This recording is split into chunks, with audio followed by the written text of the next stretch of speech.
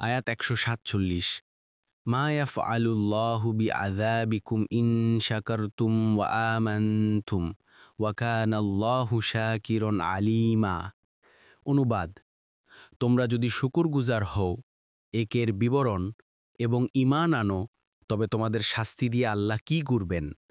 আর আল্লাহ শুকরের পুরস্কারদাতা সর্বজ্ঞ। তাফসির: ১ নং ফুটনোটের বিবরণ। আয়াতে শকর শব্দ ব্যবহার করা হয়েছে।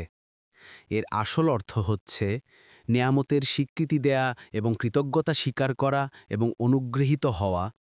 এক্ষেত্রে আয়াতের অর্থ হচ্ছে, যদি তোমরা আল্লাহর প্রতি অকৃতজ্ঞ না হও এবং তার সাথে নিমক হারামি না করো, বরং যথার্থই তার প্রতি কৃতজ্ঞ ও শুকর আদায়কারী হও, তাহলে আল্লাহ অনর্থক তোমাদের শাস্তি দেবেন না।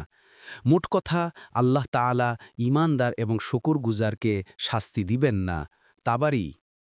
কিন্তু প্রশ্ন হচ্ছে, অনুগ্রহকারীর প্রতি কৃতজ্ঞতা প্রকাশের সঠিক পদ্ধতি কি? বস্তুত হৃদয়ের সমগ্র অনুভূতি দিয়ে তার অনুগ্রহের স্বীকৃতি দেয়া, মুখে এ অনুভূতির স্বীকারোক্তি করা এবং কর্মকাণ্ডের মাধ্যমে অনুগৃহীত হওয়ার প্রমাণ পেশ করাই হচ্ছে কৃতজ্ঞতা প্রকাশের সঠিক উপায়। এ তিনটি কাজের সমবেত রূপই হচ্ছে শকর।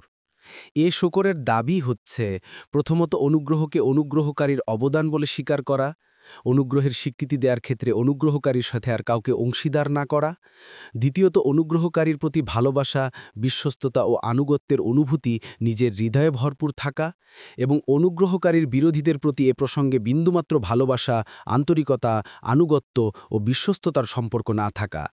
তৃতীয়ত অনুগ্রহকারীর আনুগত্য করা, তার হুকুম মেনে চলা, তার নেয়ামতগুলোকে তার মর্জির বাইরে ব্যবহার না করা।